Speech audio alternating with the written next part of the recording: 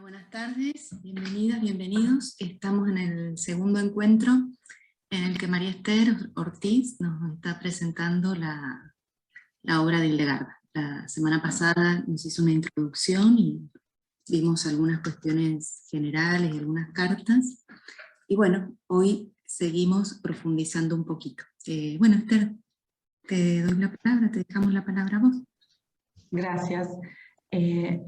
Si me permiten compartir, así comenzamos. Espera. Bueno, sí, mientras esperamos a la habilitación, gracias una vez más por la presencia. Una alegría encontrarme con ustedes un jueves más. Y bueno, nuestro segundo encuentro, como les adelanté el otro día, va a ser sobre figuras de contraste en relación entre el texto y la imagen, porque como vimos el jueves anterior, las visiones de Hildegarda son ilustradas en los manuscritos y nos brindan mucha información más allá del texto. Así que, ahí todavía no. No te deja, perdón, pero... No, dice que el anfitrión lo deshabilitó. Ah, pero vos habéis habilitado, Carolina, recién, ¿eh? Yo pensé que sí, discúlpenme. No, no hay problema. A ver ahí. A ver, espera. Vamos a intentar. Ahí está. Por ahí. ¿Ahí está? Sí. Ahora sí, ahora sí. Sí. Perfecto. Muy bien, a ver un momento. Ahí está. Ahí. Y presentación. A ver, espera. Un minuto que necesito ubicar acá. Ahí está. Muy bien. Entonces, este es nuestro segundo encuentro. Ahí está. A ver. Ah, lo pasa así.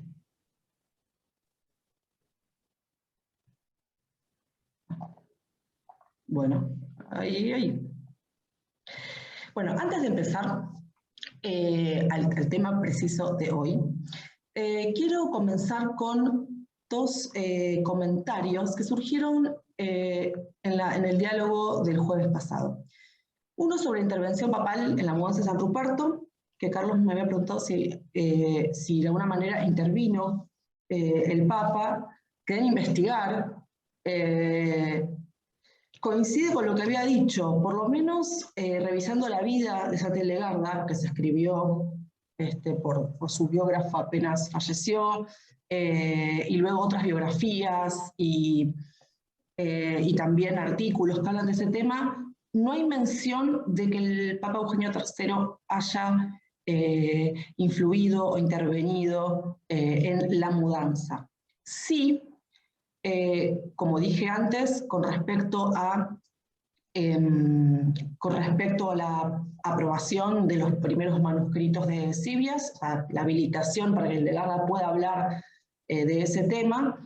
Y por otro lado, quizás, no sé si era eso lo que hacía referencia a lo que había visto Carlos, cuando una religiosa que oficiaba de secretaria de Hildegarda, a quien la abadesa tenía mucha estima, fue elegida, siendo muy joven, abadesa de otra comunidad. Hildegarda se opuso tajantemente a ese traslado, más allá del cariño que sentía y la importancia de su colaboración en la redacción de los textos visionarios, la veía muy joven para el cargo. El tema fue que ahí sí pidió ayuda al Papa o intervención, pero fue denegado. O sea, quizás esa fue el vínculo. De hecho, también revisé las cartas entre el Papa Eugenio III e Hildegarda y no hay mención de la mudanza a San Ruperto. O sea que, en principio, no hubo intervención. Igualmente estoy atenta a próximo, o sea, si surge el tema y les puedo compartir esa información. Por otro lado, también surgió la inquietud sobre las fuentes de Hildegarda, las posibles lecturas, influencias, y yo les comenté que había un artículo, y Ahí vamos. No sé por qué me lo... Así que bueno, vamos a hacer este estilo. El estilo, no sé, diapositiva antigua. Que es un artículo de Peter Dronke. Obviamente todo lo que voy a decir está sacado de allí. Pueden consultar esa información, pero ya que había surgido el tema y les interesaba, les doy... Ahí está. Esperen que no sé por qué no me deja pasar. Muy bien. Básicamente, Dronke distingue lecturas de la época y, más precisamente, posibles lecturas del Legarda por sus contactos o la cercanía geográfica. En cuanto a lecturas de la época, a partir de dos tradiciones, la de los padres del desierto, los primeros monjes, y la alegoría como técnica aprendida, o sea, de la retórica clásica, se confluyen en visiones didácticas en las que Dios enseña por medio de imágenes, o sea, el género visionario. Entonces, ¿qué se leía en esa época? En los libros apocalípticos, por ejemplo, el cuarto libro de Esdras, obviamente el Apocalipsis, el Pastor de Hermas, Conflicto de virtudes y vicios por Ambrosio Autpertus del siglo VIII. También Dronke habla del uso de la alegoría en ese siglo, y ahí menciono esos nombres que ustedes seguramente conocerán muy bien con sus obras. En cuanto a la cosmología,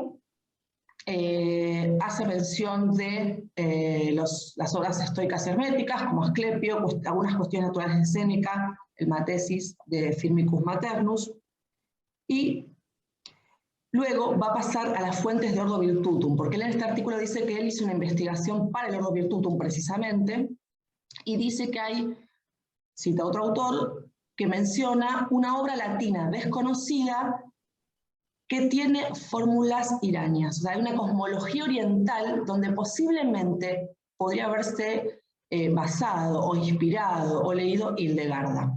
Eso habla mucho de influencia de la imaginería o la cosmología oriental. Pero también, dice el investigador, que pueden encontrarse obras occidentales latinas que son análogas a las orientales, y ahí hago mención, el libro de Nemrod, que es un libro cosmológico, que se ubicaba en la biblioteca de un amigo de Hildegarda, sobre, por ejemplo, que hay un intercambio epistolar. En ese mismo códice está el libro de Beda el Venerable de la naturaleza de las cosas y un Tineo con la traducción y comentario de Calcidio. También, con su amigo Everardo de Salzburgo, pudo haber accedido a una cosmografía de Aeticus Istar del siglo VIII. Otros textos que están en Treveris, pero en la iglesia de San Máximo, ahí los enumero, sobre la condición del alma, el texto de Orígenes sobre las homilías sobre el Génesis, y el libro de las herejías de Filastrio. Por otro lado, en cuanto a obras médicas, anota Peter Dronke que en esa región, en esa época, circulaba una versión del compendio africano,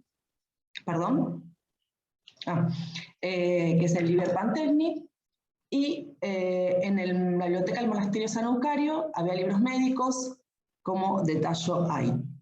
O sea que cuando hablamos que era indocta, ¿sí? Como dije el otro día, es una fórmula, ¿sí? Quizás no tenía la formación de una escuela, pero sí tenía otro tipo de educación. Y por último, anota Peter Dronke el estudio de fuentes en otras obras, en donde se puede distinguir reminiscencias tanto en el lenguaje, los motivos, las analogías, que ya no son citas expresas textuales, que son, por supuesto, los pasajes bíblicos,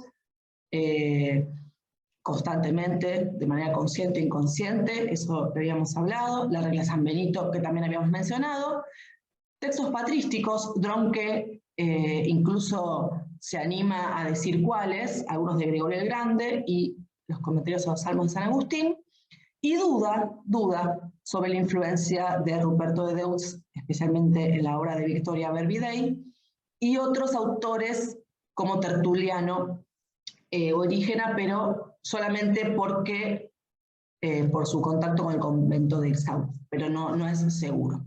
Así que esto era lo que les debía, eran las supuestas fuentes, o las posibles fuentes hildegardianas, por contexto, por lugar, por época. Y antes de empezar al tema de hoy, quería preguntarles si alguien quería comentar algo de este tema particular, porque como es eso que había surgido el encuentro anterior, quizás hoy se va a perder al final de la charla. Por eso no sé, si alguien quiere comentar algo ahora de las fuentes. Si no, empezamos. Pero como era un tema que había interesado, simplemente abría ese espacio ahora. ¿No hay por aquí? Muy bien. Vamos entonces al tema que nos convoca el día de hoy. Texto e imagen. ¿Sí? ¿Con respecto a qué lo voy a tomar? Elegí la figura y la Trinidad para hablar en dos obras de Hildegarda, en el libro Sibias, que es el primero, y en el libro de las obras divinas. Estos dos libros, estos dos textos visionarios, que es el primero y el último, les dije el otro día que estaban ilustrados. Ahora, no hay certeza acerca de en qué orden, está mal anotado, en qué orden compuso, ¿sí? Esto es como el huevo o la gallina, o sea, luego de la experiencia visionaria. Primero dibuja, primero escribe, no hay seguridad con respecto a eso, hay conjeturas, hay hipótesis, hay quienes dicen que primero hay, como se ve, no sé si recuerdan en la iluminación que les mostré la semana pasada, que le agarra con unas tablillas de cera, como haciendo o escribiendo o haciendo un boceto. Hay estudiosos que dicen que prefieren la opción de primero es la escritura, otros que es el dibujo, y hay una opción mediadora que es intercalan, que el hecho de escribir o dictar no necesariamente es verbal, sino también utilizando el dibujo. El otro, que ahí me faltó la viñeta, la intervención del legar de las representaciones, que es una pregunta que surgió también el otro día. Dibuja, diseña, no los hace. Ahora vamos a ver, se cree que sí, que supervisa, y hay indicios de eso, que vamos a ver a continuación. Y luego, ¿qué criterio hay en cuanto a la correlación de los lenguajes? ¿En qué sentido se corresponde el texto con la imagen pictórica? Nos vamos a encontrar que a veces hay correspondencia muy clara, a veces la imagen nos brinda más información que el texto, a veces el texto brinda más información que la imagen, incluso se ha llegado a encontrar contradicciones, que son menores, pero bueno, están. En el texto de Sibias, las imágenes que se suelen usar pertenecen a un manuscrito que lamentablemente está perdido, se perdió en la Segunda Guerra Mundial, pero entre los años 1927 y 1933, en el monasterio de Eibingen, se hizo un facsímil. Y además una fotocopia, como unas copias en blanco y negro. Esos son los modelos que se usan para todas las investigaciones de las ilustraciones de Sibias. Todo lo que van a ver ustedes en las publicaciones o por medio digital viene de aquí.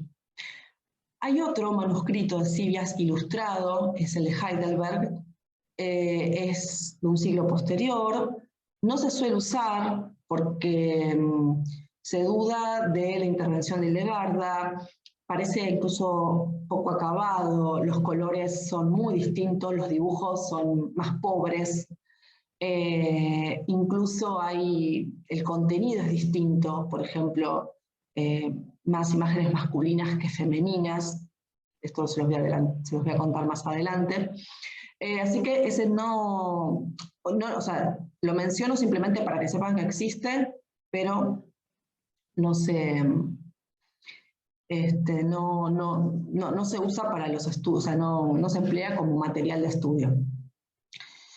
Y luego está el libro de las obras divinas, que es un manuscrito, el que tenemos nada más es el siglo XIII, es el manuscrito de Luca, ahí tiene la información, y se cree que está basado en uno que se hizo en vida de Hildegarda, que es bastante fiel, por eso son los únicos manuscritos iluminados que tenemos. Todo el resto es sin imágenes.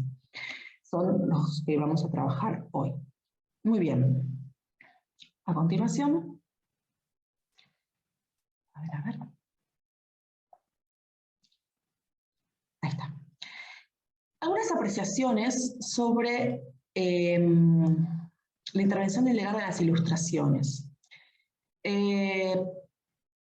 Los historiadores del arte, hasta hace unos años, no nombraban a Hildegarda como una de las figuras medievales. Se ha llegado a decir nada más que tiene un carácter didáctico, como una teología en imágenes, así que no le daban mucha importancia hasta, bueno, como les dije, en los años 70, 80 y hasta hoy, donde se aprecia el valor pictórico, también estético pictórico de las ilustraciones. Pero hubo, a principios del siglo XX, una investigación que evidenciaba una patología en Hildegarda, que es la migraña, que producía una especie de fenómeno como una distorsión óptica, que es el escotoma centelleante, y que se evidenciaba en las iluminaciones de Sibias. Entonces, los críticos que se dedican a la parte pictórica dicen que eso puede ser una evidencia de que realmente Hildegarda intervino, porque ella sola podía conocer esos efectos visuales, que son, por ejemplo, una especie de luces muy brillantes o imágenes oscuras, muy grandes e irregulares, como vemos en estas dos iluminaciones de Sibias. Algo parecido dicen lo que tenía Van Gogh. Así que simplemente lo menciono como uno de los indicios que pueden llevar a pensar que Hildegarda participó en el diseño de las ilustraciones de Sibias. Muy bien. Seguimos entonces. Vamos a empezar, esperen que voy a... Ahí está. Vamos a empezar con la primera imagen de... Ahí está. Con la primera imagen que vamos a trabajar de la Trinidad. La primera imagen y el primer texto. Este es de Sibias, de la segunda parte, la segunda visión, y se llama La Trinidad, y dice así. Después vi una luz muy esplendorosa, y en ella una forma humana de color del zafiro, que ardía entera en un suave fuego rutilante. Y esa esplendorosa luz inundaba todo el fuego rutilante, y el fuego rutilante la esplendorosa luz. Y la esplendorosa luz y el rutilante fuego inundaban toda la forma humana, siendo una sola luz, en una sola fuerza y potencia. Acá tenemos la descripción de la visión y acompaño con la imagen. Como ya adelanté en el encuentro del 31, comienza con una descripción de la visión y luego comienza la exégesis, que yo también había dicho que podía ser de la misma voz de esta fuente divina o bien de la propia Hildegarda. No voy a adelantar nada por ahora, sino que simplemente vamos a la imagen siguiente,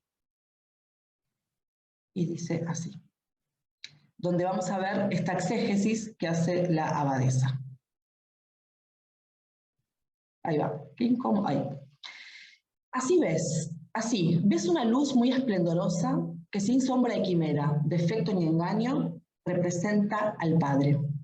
Y en ella una forma humana de color del zafiro que sin mancha de ofuscación, envidia o iniquidad designa al Hijo, engendrado por el Padre antes de los siglos según su divinidad, pero después encarnado en el mundo, en el tiempo según su humanidad, y ardía entera en un suave fuego rutilante, fuego que, sin huella de aridez, mortalidad ni calígine, manifiesta el Espíritu Santo. Por él fue concebido, según la carne, el Hijo único de Dios, nacido de una virgen en el tiempo, que irradió en el mundo la luz de la claridad verdadera. Y esa esplendorosa luz inundaba todo el fuego rutilante, y el fuego rutilante la esplendorosa luz. y la esplendorosa luz y el rutilante fuego inundaban toda la forma humana, siendo una sola luz en una sola fuerza y potencia. Pues el Padre, que es suprema equidad, pero no existe sin el Hijo y sin el Espíritu Santo, y el Espíritu Santo, que enciende los corazones de los fieles, mas no existe sin el Padre y sin el Hijo. Y el Hijo, que es fruto pleno, pero no existe sin el Padre y sin el Espíritu Santo, son inseparables en la majestad de la divinidad. Porque el Padre no es sin el Hijo, ni el Hijo sin el Padre, ni el Padre y el Hijo sin el Espíritu Santo, ni el Espíritu Santo sin ellos. Así, estas tres personas son un solo Dios, en una sola e íntegra majestad divina. Y la unidad de la divinidad subsiste indivisiblemente en estas tres personas, porque la divinidad no puede ser escindida, pues permanece siempre inviolable, sin mudanza alguna. Simplemente aquí voy a decir, es una exposición prácticamente teológica sobre el misterio de la Trinidad, muestra las tres personas en sus diferentes aspectos y en sus diferentes personas y en su unidad. Ahora bien, en el mismo texto, un poco más adelante, hay otra interpretación, pero esta vez no es de esta voz de la fuente divina, sino es de la misma Hildegarda. Y dice así. Esperen, si me permiten, voy a cambiar el estilo de presentación porque dificulta un poco, a ver. Ya estoy con el texto. Ahí va. A ver si hay otra forma más. Ahí está. El detalle de las dos páginas. Ya volvemos, ahí va. Muy bien. Estas tres personas perduran indivisiblemente en la unidad de la divinidad. ¿Cómo? Tres fuerzas hay en una piedra. En la piedra, húmedo vigor, consistencia tangible y fuego rutilante. El húmedo vigor, para que no se disuelva ni se resquebraje. La consistencia tangible, para que ofrezca morada y refugio. El fuego rutilante, para que se temple y consolide hasta afianzarse. Este vigor húmedo representa al Padre, cuya virtud ni se agosta ni se consume. La consistencia tangible designa al Hijo, que nacido de una virgen pudo ser tocado y percibido. El fuego rutilante simboliza al Espíritu Santo, que ilustra y enciende los corazones de los fieles. Salteo. Así como una sola palabra se halla en estas tres causas, sonido, fuerza, aliento, también la Suprema Trinidad está en la Suprema Unidad. Al igual que en la piedra, no existe ni obra el húmedo vigor sin la consistencia tangible y sin el fuego rutilante, ni la consistencia tangible sin el húmedo vigor y sin el fuego rutilante, ni el fuego rutilante sin el húmedo vigor y la consistencia tangible. Y tal como en la llama no existe ni obra el brillante fulgurar sin el vigor arrebolado y sin el aliento ígneo, ni el vigor arrebolado sin el brillante fulgurar y sin el aliento ígneo, ni el aliento ígneo sin el brillante fulgurar y sin el vigor arrebolado. Y a semejanza de la palabra en que no existe ni obra el sonido sin la fuerza y sin aliento, ni la fuerza sin el sonido y sin el aliento, ni el aliento sin el sonido y sin la fuerza, sino que están indivisiblemente unidos en su obrar. Así están estas tres personas de la Trinidad verdadera, subsisten, inseparables, en la majestad de la divinidad, y no pueden escindirse. En estos fragmentos se agregan nuevas imágenes, que si ustedes observan son del mundo natural, y se utilizan cada una con sus características y su acción en el cosmos, ¿no? Estamos con la palabra, la piedra y la llama. Paralelamente, en una carta, ahora que sigue, ahí está. En el epistolario encontramos una carta al obispo Berardo de Bamberg, y le pide que le explique, ahí pongo el contexto, sobre esta frase: la eternidad subsiste en el Padre, la igualdad en el Hijo y la conexión entre la eternidad e igualdad en el Espíritu Santo. Hildegarda suele responder este tipo de preguntas en sus cartas, así que ahí tenemos también un rico testimonio, no solo del vínculo, de su autoridad como teóloga, sino también como testimonio de la época. y estudios que también son, o sea, para el contexto del siglo XII, interesan tanto a la filosofía, la teología, entre otras disciplinas. Y dice: ahora, oh Padre, yo, pobrecilla, contemplé la luz verdadera, y según lo que allí vi y oí en verdadera visión, lo que pediste que te expusiera sí ha sido expuesto. No con palabras mías, sino con las de la verdadera luz, la cual nunca falla, y de este modo las transmito. Esta introducción aparece en casi todas las cartas, en las que ella simplemente cuenta lo que percibe en esa luz como una intermediaria. Habíamos visto la imagen de la pluma con los dos sentidos, ¿no? En cuanto a su fragilidad y en cuanto a su instrumento de comunicación. Y dice así: en el Padre subsiste la eternidad, esto es así.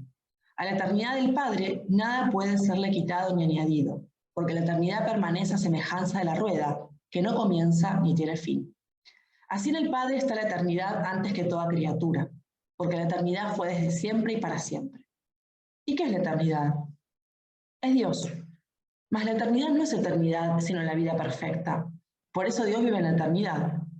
Pero la vida no procede de la mortalidad, sino que la vida está en la vida. El árbol, en efecto, no florece sino a partir de su propia vitalidad, y la piedra no existe sin su humedad, ni criatura alguna existe sin su propia fuerza de vida. La misma eternidad que vive no lo hace sin su capacidad intrínseca de generar la vida. ¿De qué modo? El verbo del Padre, en su actividad propia, profirió a toda criatura, y así el Padre no está ocioso en su poderosísima energía. De ahí que Dios es llamado Padre, porque de Él proceden todas las cosas. Y por esto también la eternidad subsiste en el Padre, porque Él mismo fue Padre antes del principio, y eterno antes del comienzo de sus esplendorosas obras, que aparecieron todas en la presencia de su eternidad. Pero lo que permanece en el Padre no está de la misma manera como la causa está en el hombre, la cual algunas veces es dudosa, otras... Ay, se me quedó. Bueno, voy a terminar ahí, después prometo que traigo el texto entero. Se salió de la...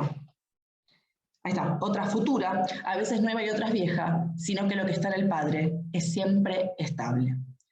La carta sigue, me quedo simplemente con esta primera... con este primer fragmento, donde, si ustedes se fijan en la fecha, es entre 1663 y 1664. Retoma lo que había dicho en Esquivias, que fue escrito entre 1141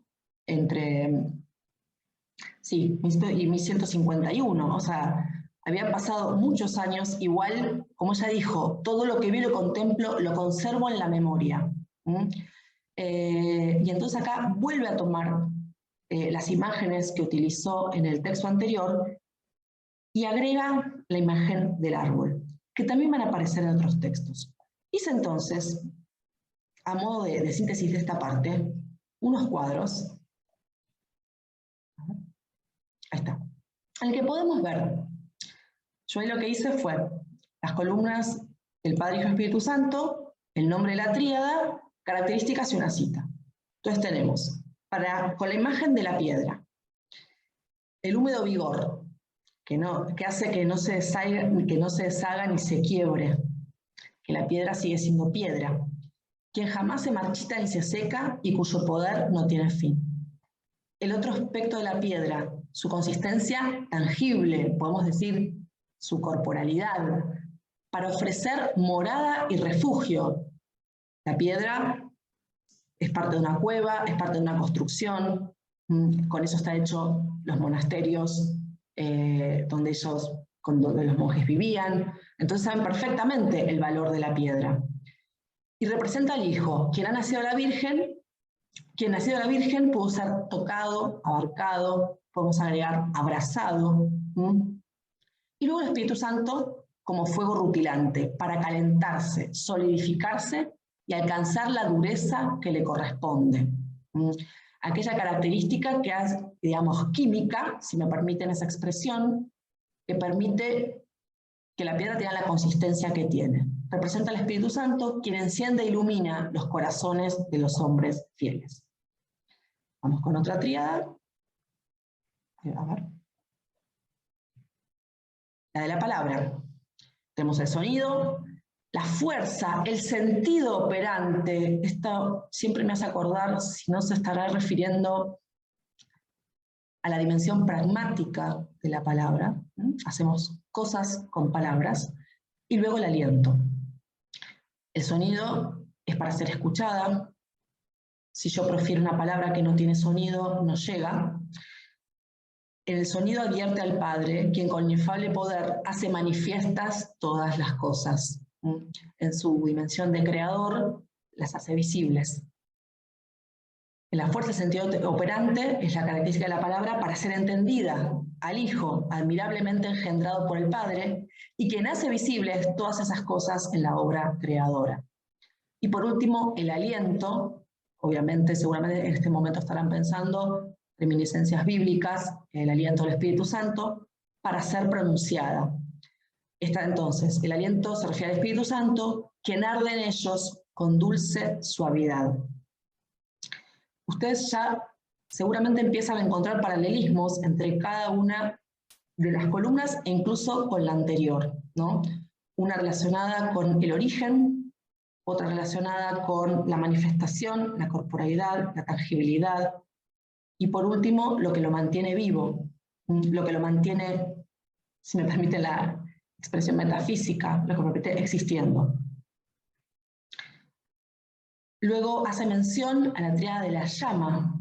Entonces el Padre, pensemos en la imagen que habíamos visto, la primera visión, el fulgor, que era el círculo más claro en el exterior, y luego el círculo,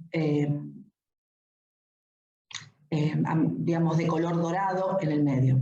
El brillante fulgor para que alumbre, con paterno amor expande su luz sobre sus fieles. En el Hijo es el vigor arrebolado para que crezca, en la cual la llama manifiesta su poder, reconoce al Hijo, quien tomó su cuerpo de la Virgen y en quien la divinidad reveló sus maravillas. Y por otro, el aliento ígneo para que arda, quien ardientemente se derrama en el espíritu de los fieles. Me gusta hacer siempre un ejercicio de imaginación, porque si hablamos del imaginario del Legarda, del rico imaginario legardiano, tenemos que hacer este ejercicio. Piensen en una llama de una vela o de una hoguera y distingan el blanco de la luz que ilumina y luego todo el fulgor que aparece alrededor de esa llama, generalmente de color rojiza, que es lo que hace una ilumina y la otra da calor, por ejemplo. Muy bien. Una tríada filosófica encontramos en la carta de Everardo de Bamberg, que acá agregué el texto que me había faltado. El Padre es la eternidad, el Hijo es la igualdad y el Espíritu Santo es la conexión. Todas las criaturas estuvieron en el Padre antes de la eternidad, ordenándolas él mismo en sí mismo. En cuanto a la igualdad, entonces Dios se inclinó hacia su obra, y así en cierto sentido esta igualdad con el hombre también subsiste en el Hijo de Dios, porque él mismo se revistió de humanidad, así como las obras de Dios se revistieron de sus cuerpos. Y la conexión, el Espíritu Santo radica la conexión entre la eternidad y la igualdad, pues el mismo Espíritu Santo se derrama y conecta la eternidad con la igualdad, de tal manera es una misma cosa. El Espíritu Santo es, pues, el principio que consolida y vivifica, porque sin el Espíritu Santo la eternidad no sería eternidad, ni la igualdad sería igualdad. El Espíritu Santo está en ambas realidades y son una sola cosa en la divinidad, es decir, que Dios es uno. La tríada del fuego, una clara luz, el resplandor y el fuego. La clara luz de la que nacen, que esto se asemeja con la llama. La clara luz de la que nacen todas las cosas y que todas circunda, porque proceden de su propia energía. Pues también esa energía hizo al hombre y hacia él dirigió el soplo de la vida. El resplandor, y el resplandor da ojos, y aquel resplandor es el Hijo, quien ha dado ojos cuando dijo, hágase. Entonces todas las cosas aparecieron corporalmente en el ojo viviente. Y el fuego que es Dios penetra estos dos términos, porque no sería posible que la luz careciera de resplandor. Y si en estos no hubiera fuego, la claridad no irradiaría, ni el esplendor brillaría, pues en el fuego se oculta la llama y la luz, de otro modo no habría fuego. Y hay una última imagen que aparece también en la explicación al símbolo de San Atanasio, que es una obra menor de Hildegarda, pero que está presente también en la carta, y es la tríada del árbol o planta, así la llamé yo, que identifica al Padre con la raíz, al Hijo con el fruto y al Espíritu Santo con la vida. Y dice, en efecto, cada raíz tiene en sí un verdor del que procede el fruto, que se ve desigual, pero también es todo uno. Por lo tanto, ¿por qué no podría ser el creador de todo una trinidad de personas? Pues hay que entender por raíz la persona del Padre, por fruto la persona del Hijo, y por verdor la persona del Espíritu Santo. No están separados uno de otro, Dios es uno. Una vez más, hay una conexión con las imágenes anteriores en cuanto a origen, raíz, visibilidad, fruto, carnalidad, temporalidad, que es esta imagen de lo que proviene de la planta, y lo que hace que la raíz de fruto, que es la vida, que es un término muy legardiano, que ya había comentado, que es el término de viriditas, que voy a nombrar en breve. Con esto voy a volver atrás a una diapositiva que no tuve la oportunidad de leer, creo, no. Ahí está. Creo que esta, no, esta sí la leí, entonces las leí todas. ¿Cuál es la información? Ahí está. Voy a decir algo más de la imagen. Había dicho al principio de este encuentro en que muchas veces la representación pictórica puede ofrecer información adicional a la visión. Y yo voy a nombrar dos. Una es la conexión padre-hijo que se ve en esta especie de abertura entre la figura de color zafiro y la luz del primer círculo, que se habla de este vínculo engendrado de Dios Padre, y que en el medio de ellos dos está el fuego, la fuerza, la energía del Espíritu Santo, en esa conexión entre ambas personas. Y algo más, eso en el texto no está, y algo más, que esto nos ofrece la iconografía medieval, en cuanto a la posición de las manos, que puede representar muchas veces una posición orante, también una posición, una representación de majestática, que se ofrece también en los ojos abiertos, en la posición de los pies, eso también se incluye en esta imagen, que es algo que si leemos el texto no podemos apreciar. Entonces ahí vemos cómo tanto un lenguaje como otro se complementan y también nos brindan nuevos significados. En el mismo libro, pero en una tercera parte, aparece otra imagen de la Trinidad. Y van a ver un contraste. Es esta columna que está acá, y que pertenece a una visión que tiene sobre el edificio de la salvación, que está acá, que se encuentra en la tercera parte en Cibias.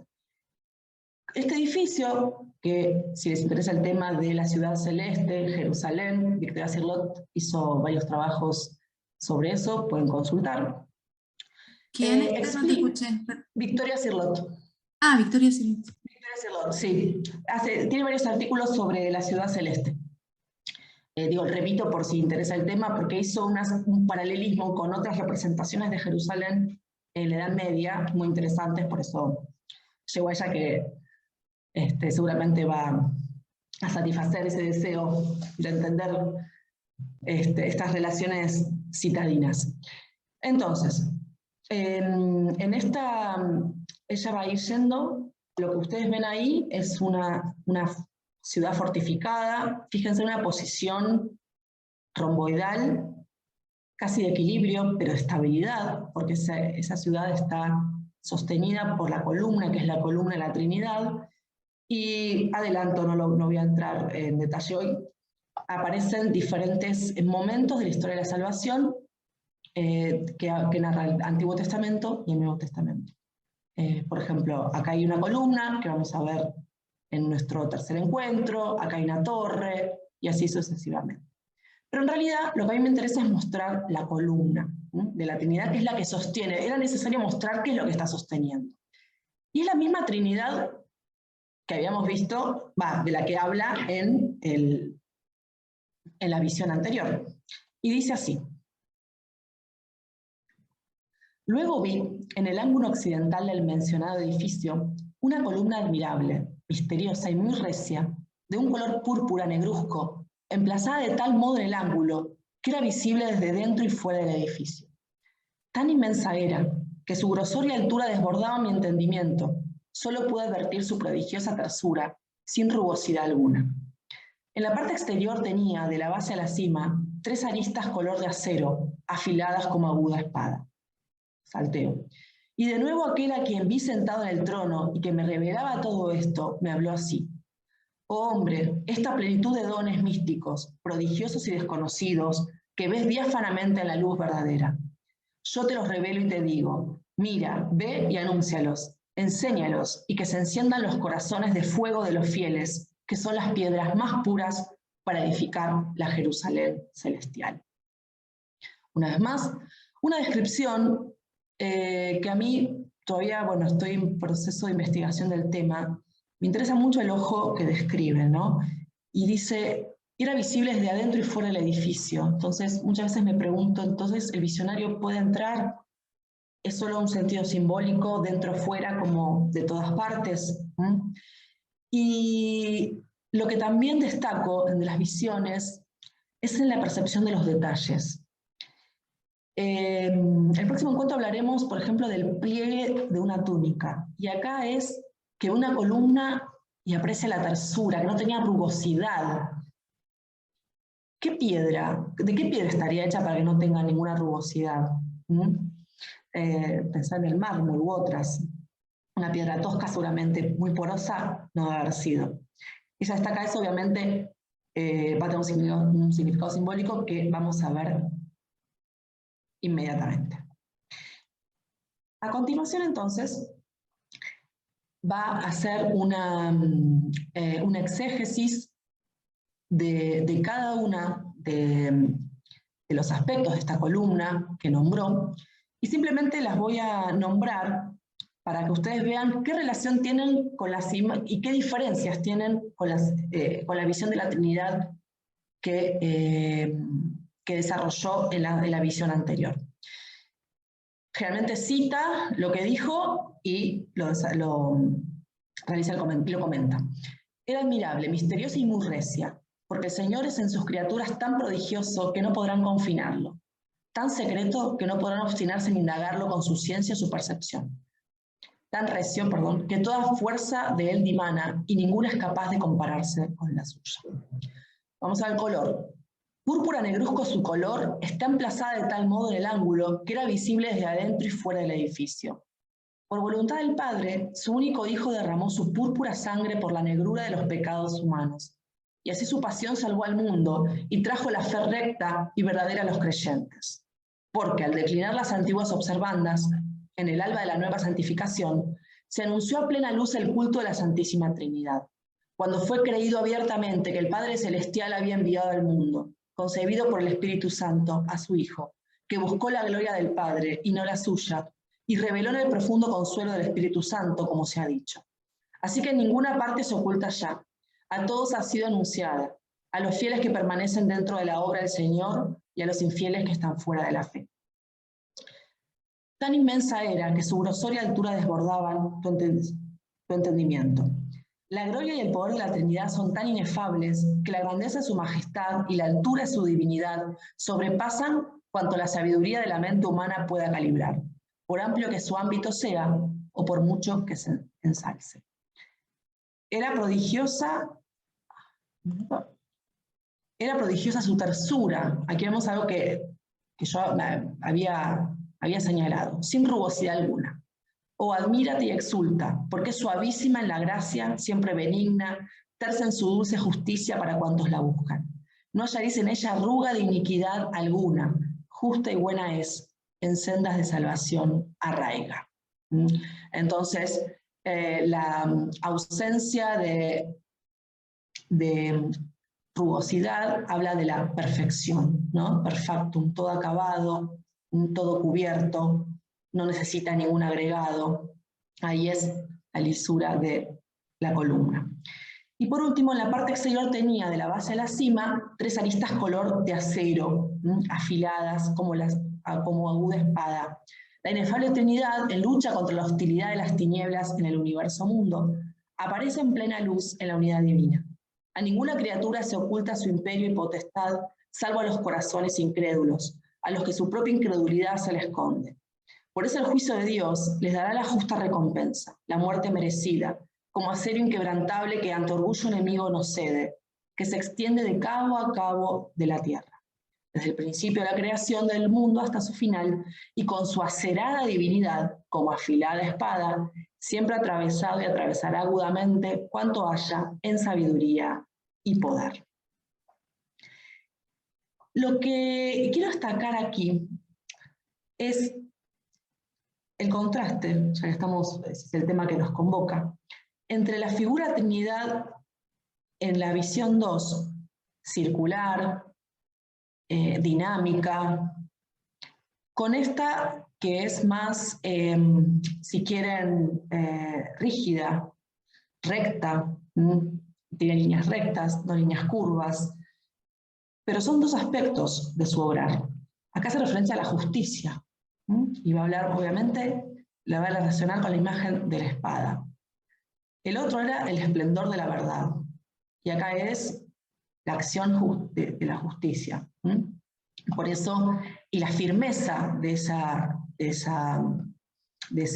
accionar, ¿no? El sostén de todo. El tema de la justicia es también un tópico que es nombrado muchísimas veces por Hillegarda, en sus cartas aparece también. Hay algunos artículos sobre ese tema, yo creo que amerita profundizar sobre ello, porque es crucial en el pensamiento de la abadesa.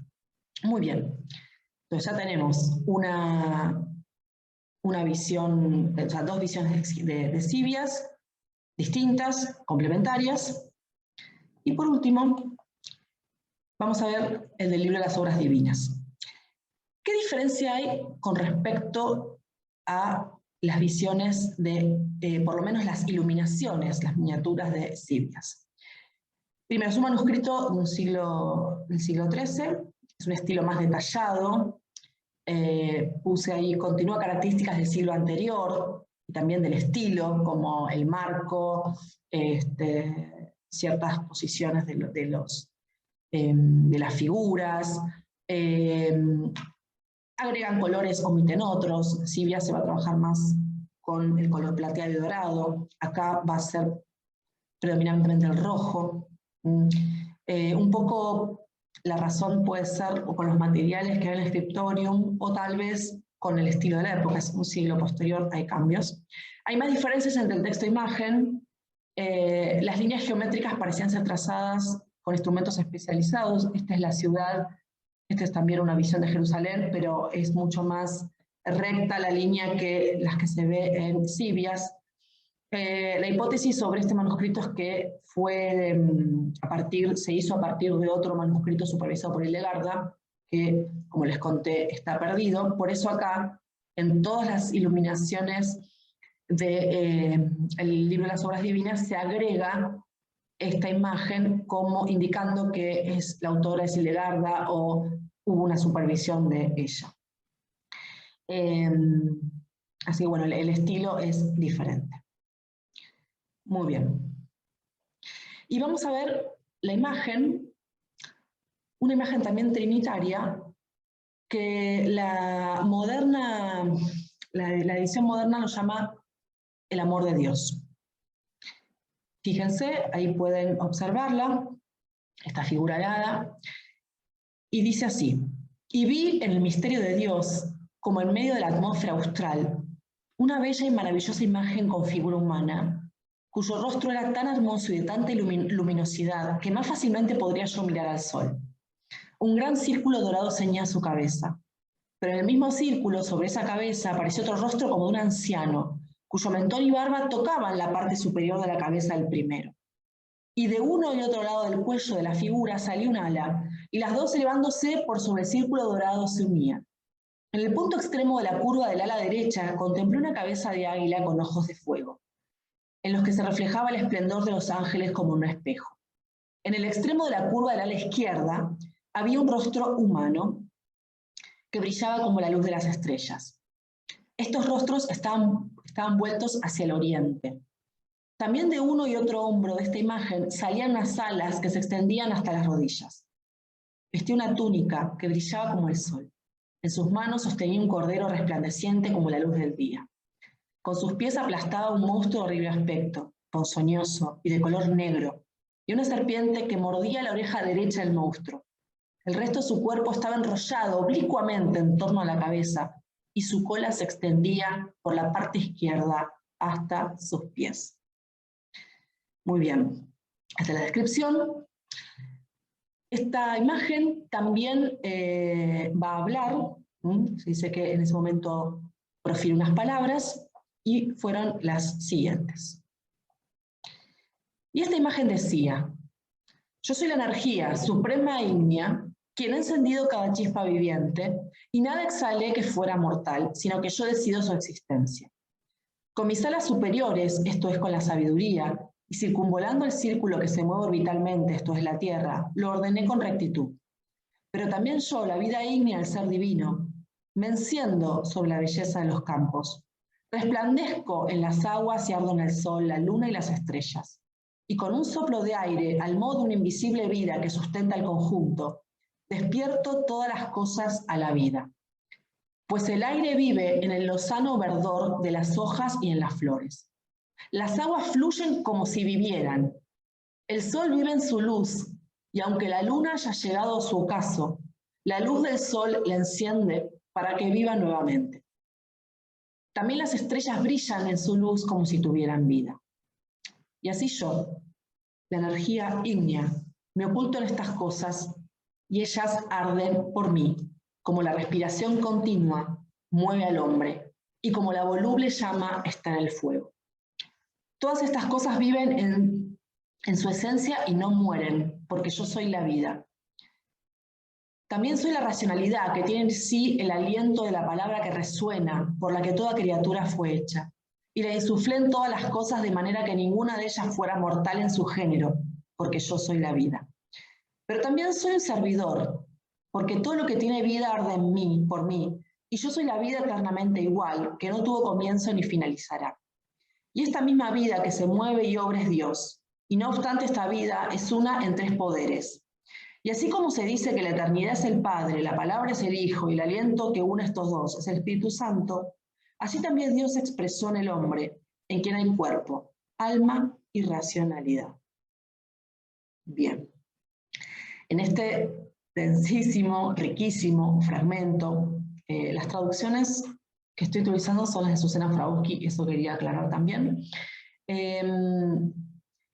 Está, primero, los elementos que ya fueron nombrados en Sibias, en las cartas, en esa síntesis que mostré.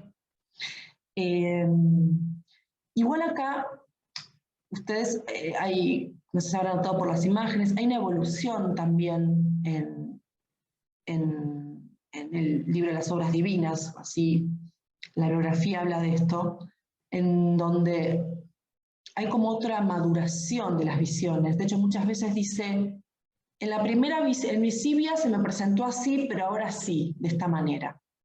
Entonces, muchas veces los que trabajamos la obra del Legarda decimos, bueno, pero ¿en qué sentido? ¿Lo vio diferente? ¿Lo maduró distinto? En su vivencia mística lo percibió con otra profundidad. Aquí vemos entonces la Trinidad en acción, ¿no? Ahora sigamos a la imagen anterior. La Trinidad en acción. En esta visión va a ser el texto muestra una interpretación de cada uno de los elementos, que ahora en breve les voy a indicar. Pero que habla, noten que cómo se va agregando, cómo se va complejizando la figura de la Trinidad. El lenguaje de Hildegarda no es claro y distinto, entonces. No es que el anciano es el Padre, cuál es el Espíritu Santo. El texto es bastante esquivo en explicarlo de una manera muy evidente. De hecho, los intérpretes hay quienes dicen que esta imagen humana de rojo es el Espíritu Santo, otros que es la figura del Hijo. Yo les armé una síntesis para que sea un poco más llevadero de cómo interpretar. Esto está sacado del texto hildegardiano. ¿Qué interpretación da ella a las diferentes partes, los diferentes elementos de esta imagen, ¿no? La cabeza del anciano, la benevolencia dirá, la benevolencia de la divinidad. ¿Por qué benevolencia? Porque ante la humanidad caída envía a su propio Hijo. El rostro del amor manifestado por Dios a través de su Hijo en la encarnación. Esta figura roja es el amor de Dios, digamos, para la humanidad. Dice, envió a mi propio Hijo para la salvación. El Cordero, la mansedumbre de la fe, dirá Hildegarda, que eligió a pecadores. Obviamente, todo el mundo seguramente estará pensando en la imagen del Cordero, el Cordero Pascual, la figura de Cristo, pero ella va a hablar de la mansedumbre de la fe. Hildegarda, cuando interpreta símbolos que llegan desde la tradición cristiana, siempre le da una interpretación más allá de lo que se conoce en la teología de la época, ¿no? Y algo que está muy ligado a su cosmovisión. Y luego va a hacer también mención de esas dos figuras que miran hacia el este. El este, en las iluminaciones del libro de las obras divinas, es nuestra izquierda, la izquierda del espectador. En Esquivias es en la parte superior. El norte, que en este caso está abajo, tiene para Hildegarda una connotación negativa, siempre está asociada con el mal, con el demonio, con Lucifer, con el ángel rebelde que fue, como dice ella, arrojado al abismo. Lo que se conoce, lo que se cree, es la relación entre el viento Fon, que es un viento que venía del norte y afectaba mucho su salud. Es un viento seco, por lo que he leído, lo que han contado, similar al Sonda, y traía como mucha peste, y a Hildegarda le hacía particularmente mal. Entonces dicen que eso es la asociación con, digamos, con el demonio. O sea que acá al norte está al sur. Y entonces estas dos imágenes, en la imagen del águila son los ángeles y los hombres de fe, los devotos que contemplan a Dios.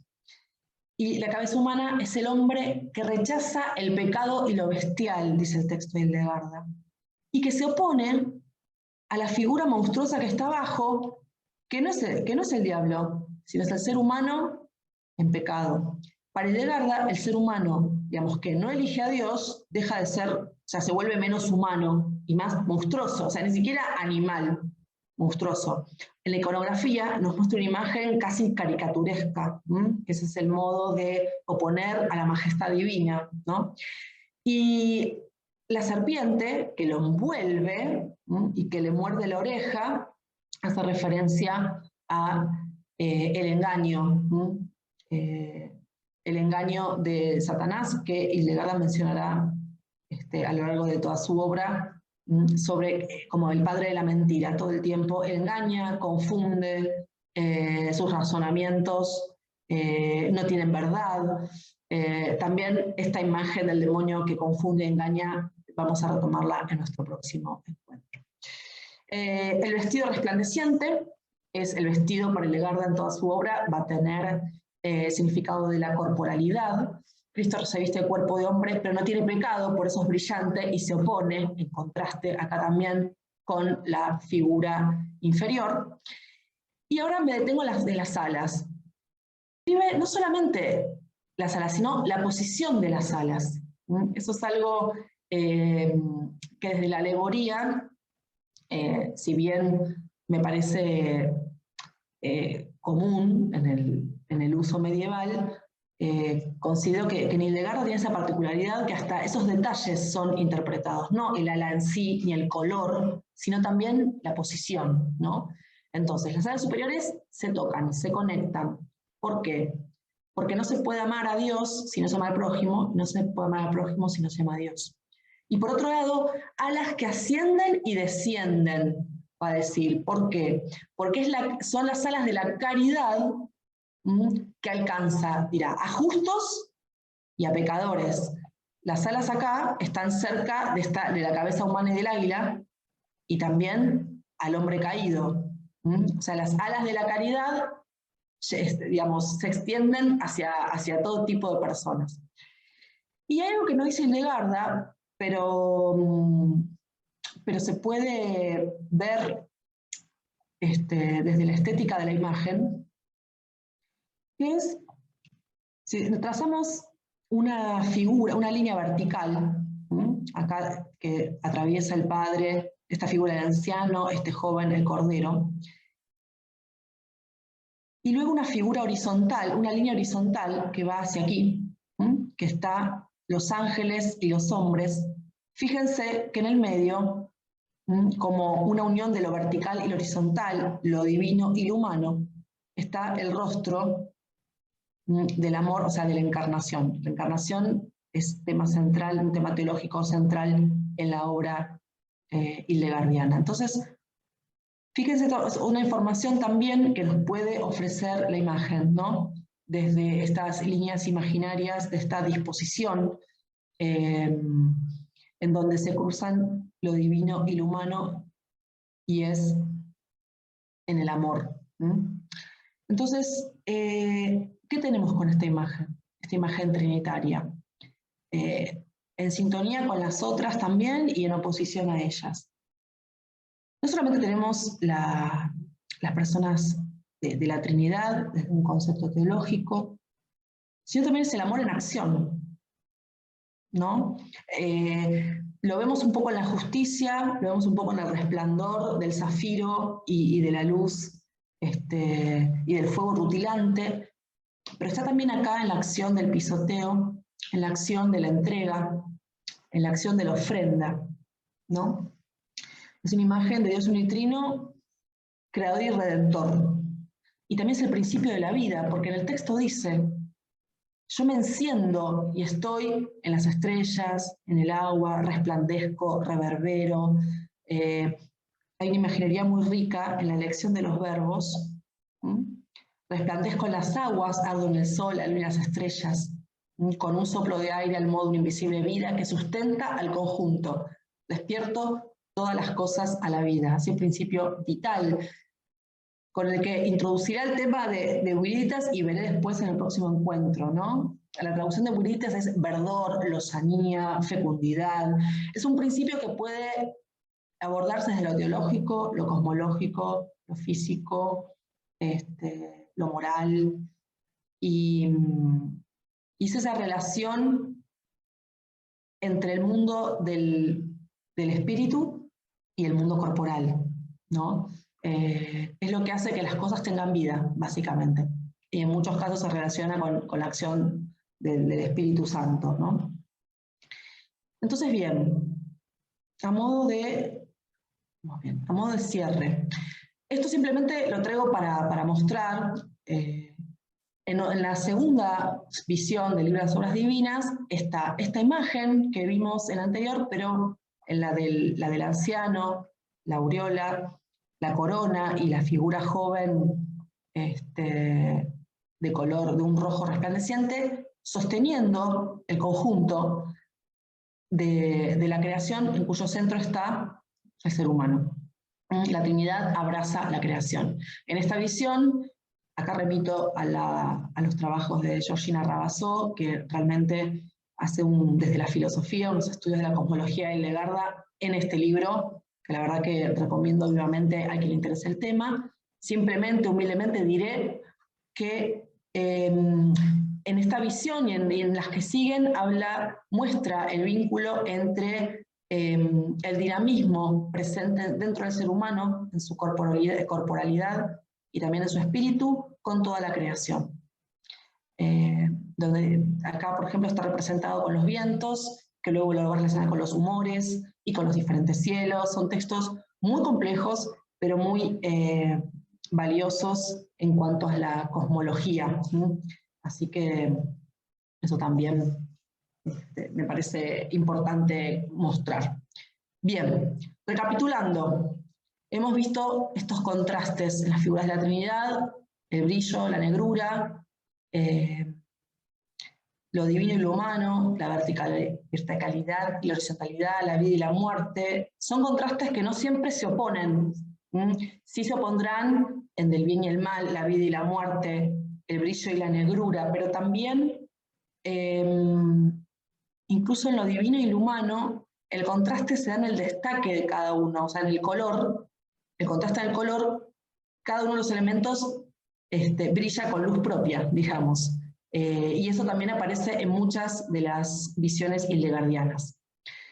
Así que bueno, en el tercer encuentro que vamos a tener, esta hoja de ruta, vamos a seguir viendo estos temas, pero voy a enfocar en lo artístico. Vamos a trabajar con música y con textos poéticos de Hildegarda.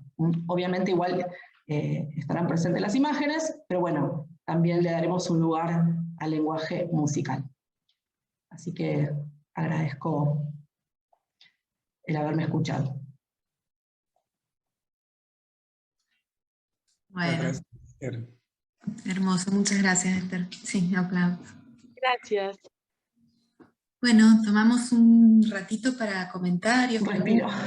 preguntas.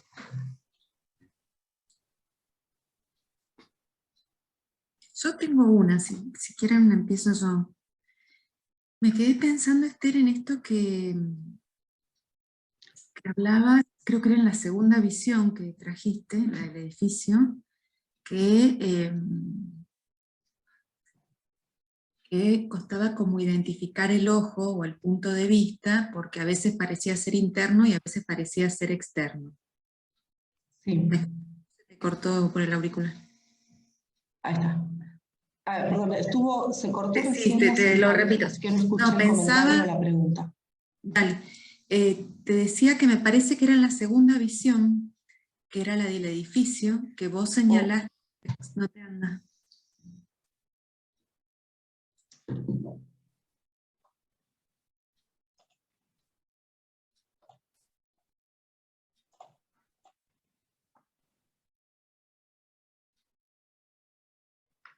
¿Ahí escuchás?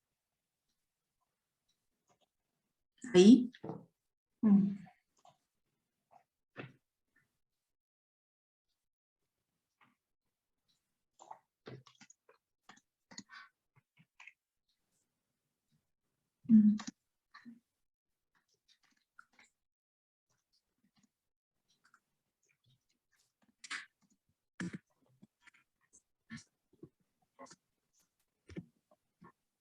Ah, justo te escribía.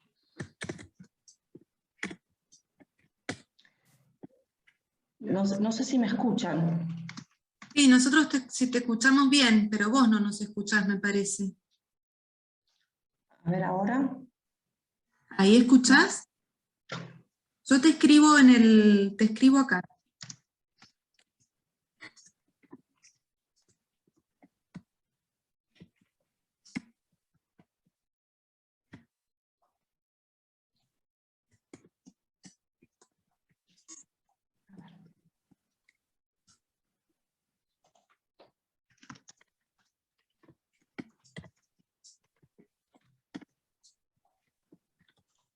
Dale.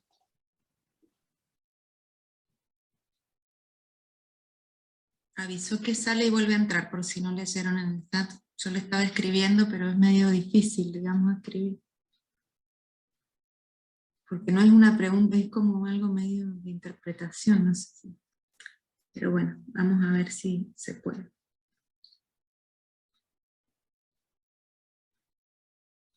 Habló tanto, pobre, que agotó la señal. Sí, tal cual, tal cual. Y te pidió un respiro también. Claro, hasta la máquina se cansó. Sí, Cansar, este. y la tecnología suele dar estos... Sí, sí, sí.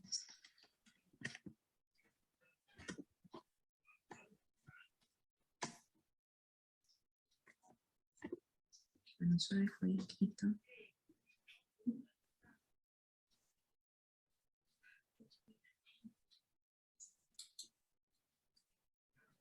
No sé, no me aparece que se esté con...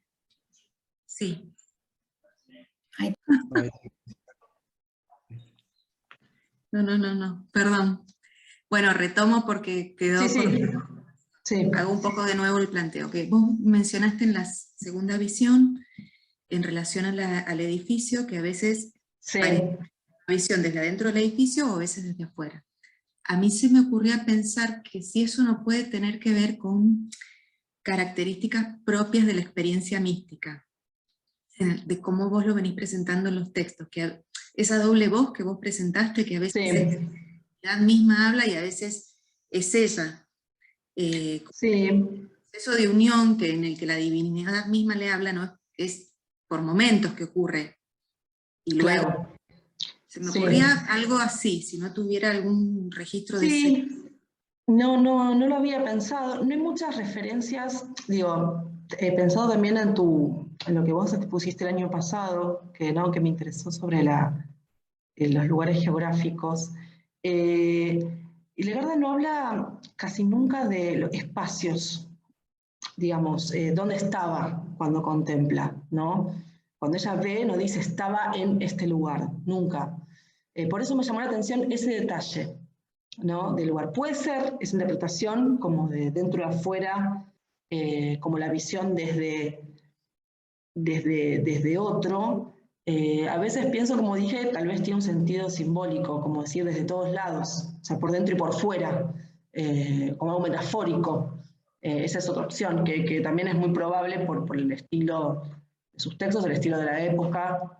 Eh, pero voy a prestar atención si no hay otras referencias de perspectivas, ¿no? Que puedan ayudar a pensar eso. Así que sí, me gustó me pareció interesante la propuesta. Sí, viste, a mí se me venía, cuando vos lo señalaste, se me venía la imagen de la banda de Moebius. Ah, claro. Lo externo pasa a ser interno y lo interno pasa a ser externo, digamos, como esas topologías Ah, alternativas. Cuando vos lo dijiste, sí, sí, sí, sí.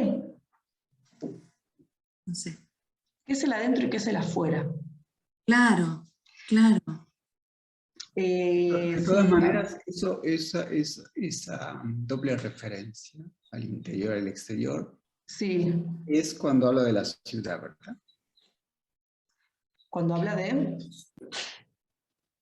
La ciudad, cuando Sí, habla de... cuando habla de la ciudad, de ese edificio, Claro, por del eso edificio de la... también tiene un sentido arquitectónico, en el sentido que un edificio es algo para ser habitado, digamos. Se Sí, puede ver de fuera y de adentro. Es decir, de alguna forma la imagen misma reclama o da la posibilidad de esa doble visual, digamos, ¿no? Que un edificio se puede ver desde afuera, pero un edificio es para ser habitado, ¿no? Entonces, claro. lo esencial es el espacio que el edificio crea, ¿no? Ujú. De modo que la misma imagen como que reclama esa doble visión, ¿no? ¿Sí? Sí. Es lo que aparece, que muestra desde afuera y que habitación, que habitáculo crea y también muestra, revela, ¿no? Sí. Sí. Hay una visión de Sibias que muestra un ciclo vital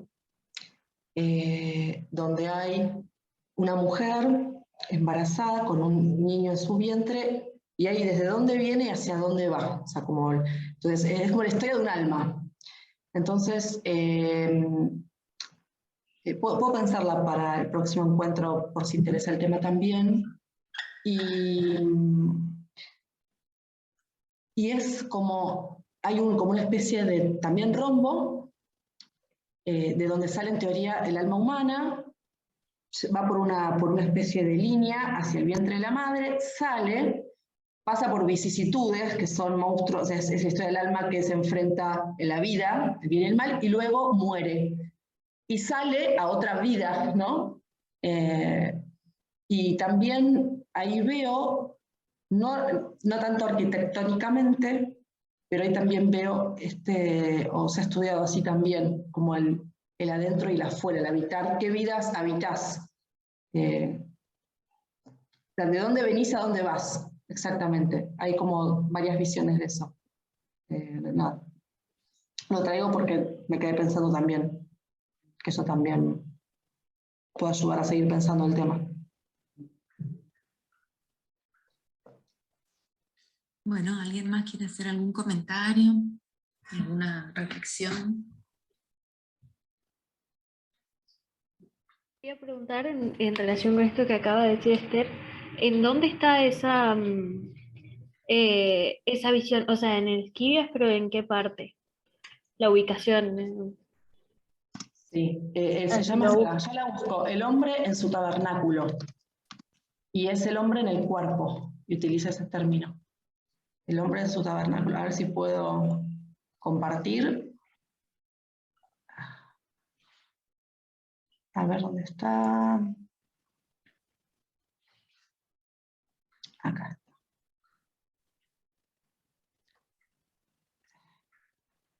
Un minuto, que ya accedo a la imagen. Ahí. A ver si se puede compartir. Ay, bueno, esto es un bloque acá encontrar, si no, estoy en otra compu y no accedí a mi banco de imágenes. Ven que acá, esto es una explicación, que habla de la chispa de la vida, esta conexión con el vientre materno. Estos son quesos, exactamente, que habla de cómo se va formando la persona en el vientre.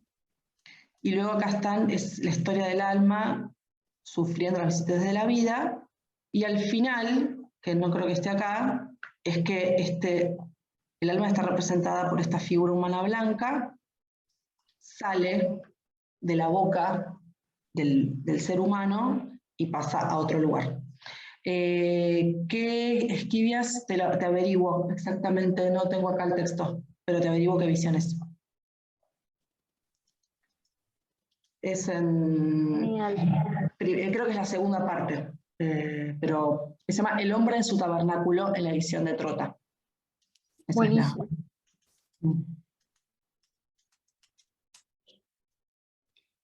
Esther, cuando hablabas de la influencia de la cosmología iraní o persa, digamos, Sí. ¿hay alguna bibliografía que indique qué fuentes están allí? ¿Qué fuentes persas? Sí, solamente lo que se menciona es ese libro desconocido latino, es lo que yo puse ahí, que hablaba de la cosmología. O preguntás qué autor habla de ese tema puntual o qué obra. No, ¿qué autor ha estudiado ese tema? La influencia, si tenés idea o lo podés buscar. Sí, nombra Dronke, nombra a un autor alemán que lo menciona, pero no sé, yo creo que sí, voy a buscar, sí, yo creo que he leído, por lo menos el título de la influencia y lo alcanzó, sí. No cuento actualmente, pero me recuerdo haberlo leído en algún lado. Así que sí, sí. Porque siempre se habla de la influencia del mundo Sí, árabe, sí. pero bueno, a esa altura ya el mundo persa estaba influenciado, digamos, invadido invadido en el sentido transformado por el Islam, pero Sí. se habla menos de la influencia del mundo persa, digamos, teología cristiana, incluso de los autores musulmanes persas. Sí. Te quería hacer otra pregunta, y Sí. ¿cuál te parece a vos, cuáles te parece que son los rasgos distintivos, no digamos originales, pero por lo menos distintivos de la concepción de la teología de la vida cristiana de Hildegard?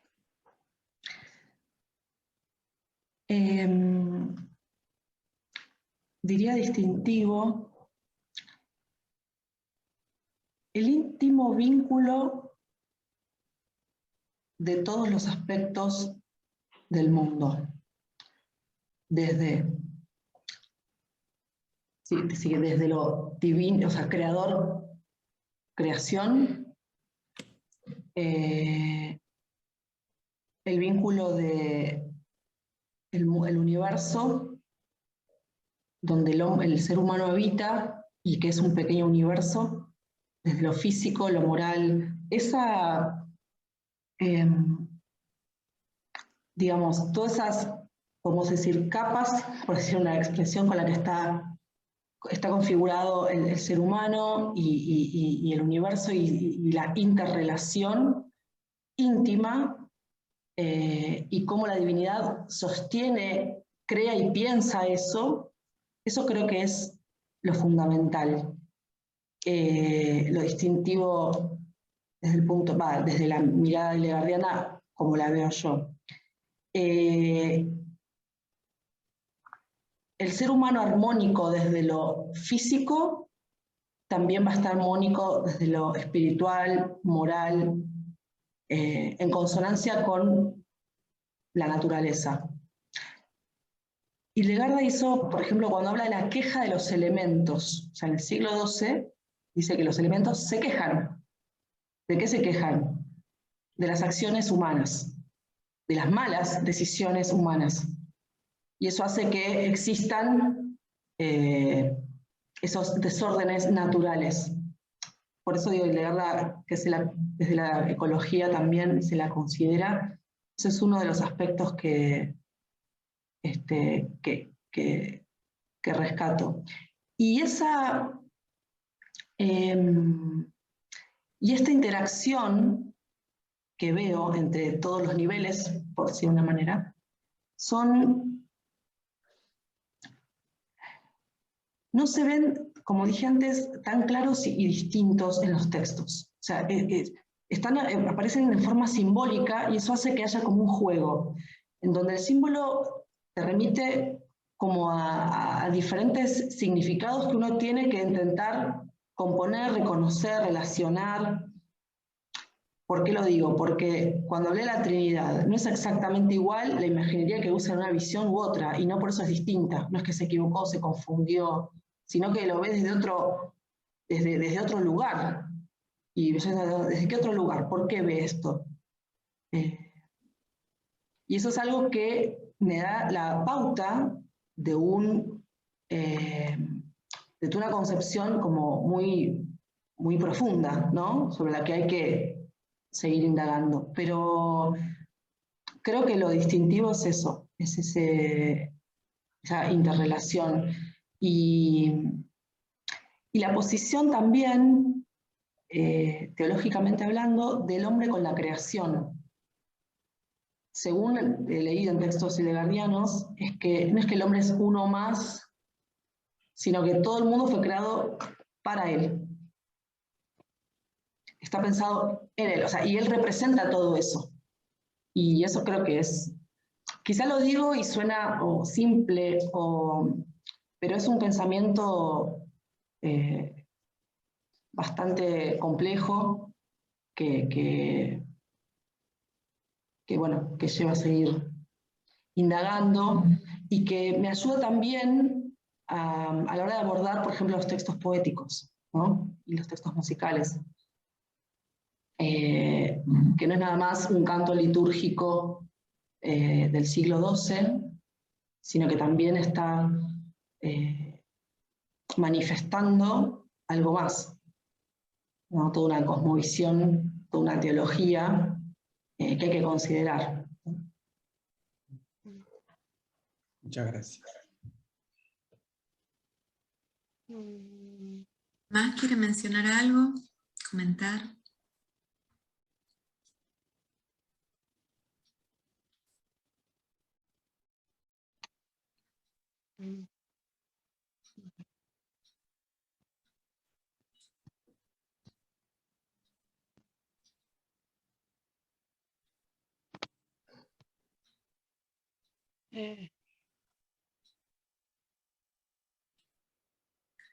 Cecilia, ¿puede ser que estás queriendo hablar? Sí, sí, perdón, estaba tratando de activar y estaba activada. Yo me quedé sobre todo, perdón, no he podido asistir porque me enteré hoy. Muchísimas gracias, Esther, por tu exposición. Yo me quedé con dudas sobre la comparación ahí de la columna y y te quería preguntar sobre la composición en esas partes de rojo que están como diferenciadas entre esos tres como aceros o esas partes plateadas. Sí, eso no lo agregué por tiempo, se refiere Claro. hace alusión al texto, se refiere como digamos, al enfrentamiento entre los que no creyeron en él, en la Trinidad. ¿Sí? Hace como diferentes grupos de personas, porque aparecen plumas, hojas, eso es lo que representa ahí. Está en el texto, así que también puedes acceder directamente. Ah, está muy bien. Pero están conformando esos rojos que están con uno como si tuviera, no sé, pienso que es como maderas y otro rojo solo, están como dentro de la columna, esos están, o la columna es esas tres partes, esas tres aristas nada más. Son las tres aristas y lo que está alrededor es lo que va cortando, digamos, con lo que se va enfrentando, digamos. Ah. Yo no considero que sea parte de la columna, sino que es la acción que hace. Pero bueno, puede igual reverse el texto, ¿no? Pero creo que por lo que dice, por la exégesis que hace, no es parte de la columna, sino es la acción de las espadas, ¿no? Ay, claro, ajá. Bueno, muchísimas gracias, perdón. No, por favor. Bien, ¿algún comentario más o reflexión? Quería hacerte otra pregunta, Esther. Sí. A mí me llama mucho la atención, seguramente que por mi ignorancia, mucho la atención la imagen de la Trinidad en un círculo, ¿no? Eso también tiene cierta, no sé si originalidad, pero como algo muy distintivo, ¿no? En lo que mostraste hoy. Claro que es una sola, es una imagen, hay otra, pero presentar la Trinidad en esa circularidad, primero que ayuda mucho más que a pensarla justamente con otra figura geométrica, ¿no? Sí. Cuando acercaste la imagen, esa conexión porque al principio yo había entendido mal la relación de los colores con la Trinidad. Cuando lo acercaste y lo volviste a aplicar, se ve mucho más claro, ¿no? Me parece muy, muy decente, ¿no? Y muy original para mí, porque no he visto otras No, en lo personal, esto tendría que corroborarlo. Cuando veo esa imagen, bueno, que la circularidad es símbolo de perfección, eternidad, tiene que ver con la imagen de una rueda que gira. En un momento en el texto ya dice, ¿sí? que el Padre es como una rueda que gira. Es una imagen que va a usar mucho Hildegard también en los textos poéticos, ¿sí? Como una rueda, el giro, la eternidad. Pero pero también, esto, insisto, tendría que corroborarlo, tiene la forma de un ojo.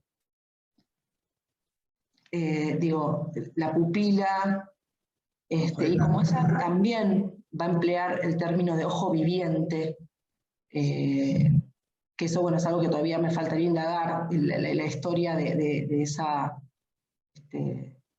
imagen del ojo. Además, el ojo viviente va a aparecer también cuando menciona la virtud de la esperanza, el ojo viviente que ve. Yo siempre lo vinculé con eso, pero bueno, quizás es una percepción moderna de ver eso no lo sé.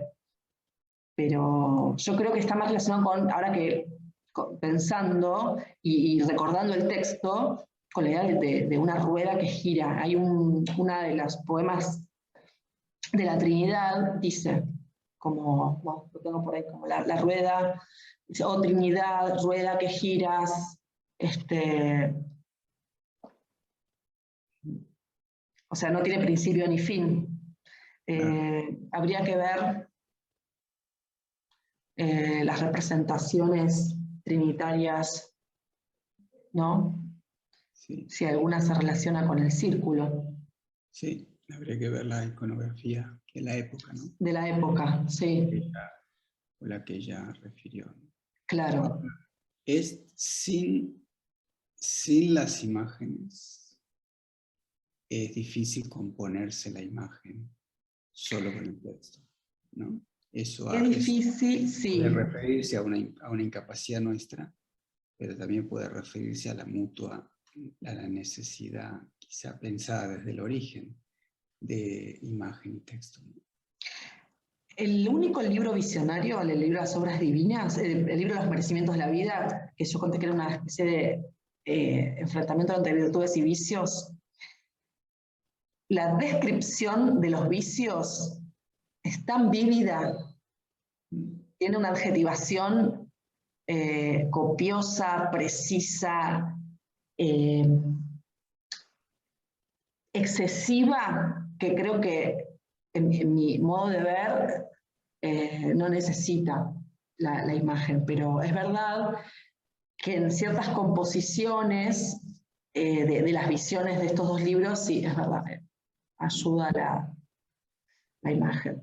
Bueno, lo que pasa es que con la imagen sola tampoco puedo, es difícil interpretar. Claro.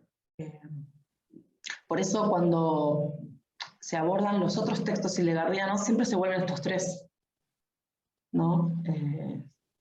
Cuando en su momento trabajé el Ordo Virtutum, que es la obra que vamos a ver el próximo, voy a presentar en el jueves a finales de abril, una cosa fue mi primera lectura y otra cosa fue luego haber visto toda la trilogía. Imposible acceder a ella, ¿no? De otra forma, o sea, fundamental. Sí. Y siempre está la duda de qué vio. O sea, lo que vemos es lo que vio. Eso es, bueno.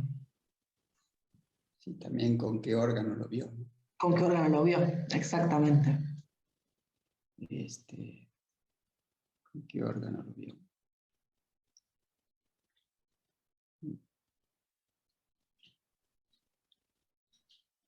Me parece que es para ver eso de lo que hiciste de la comparación con el ojo viviente, para que estudie ahí como otra triada más, porque haciéndome como un esquema de la imagen primera, están como esas tres partes o distinguidas en colores que también se corresponden, digamos, con el ojo humano, digamos, en oscuridad también. El azul, como el más oscuro, lo que vemos de la pupila moviéndose. La pupila, el iris. Pues el claro, así. Tienes razón, no lo había pensado, sí. Para Sí, que, sí, sí, para sí. que, porque sí, ahí no sé si se llega a ver, pero es como, dije, sí, está muy bien. Además, o tal vez se ve como la parte de por ser una almendra, es como otro tipo de ojo, pero no sé, de los felinos. Pero, claro. Ahí no sé. Ahí no sé, pero sí, sí. Pero bueno, Digo, sí. Buena observación, gracias. Que tal vez alguien que sepa de fisiología y biología puede incluso como encontrar como paralelismos de todas esas cosas, porque así de perfecta es la obra de que en todo se pueden encontrar como niveles de interpretación. Digo, tal vez hasta hay una explicación biológica que hace que con esta imagen del ojo puede evidenciar, no sé, las relaciones trinitarias, cosas. Claro, Podría claro. ser, sepa más, puede ver más profunda. Sí, sí, el término de ojo viviente, me gustaría, en lo particular, me gustaría investigarlo, buscar la tradición, de dónde, si es algo propio de ella, si es algo heredado. Me parece muy significativo donde lo he leído en las obras de Hildegarda. Donde no me fijé es en el libro Física, de las obras naturales, científicas de Hildegarda, que cuando describe al ser humano y las enfermedades, tal vez ahí quizás haya alguna pauta del ojo. Ahora estoy pensando. Bueno, gracias por el intercambio de ideas. Bueno, no sé si alguien quiere comentar algo más. Compartir. En cuanto a la composición de si eso es un ojo, es semejante al ojo de los felinos, ¿no? El ojo de los felinos. Sí.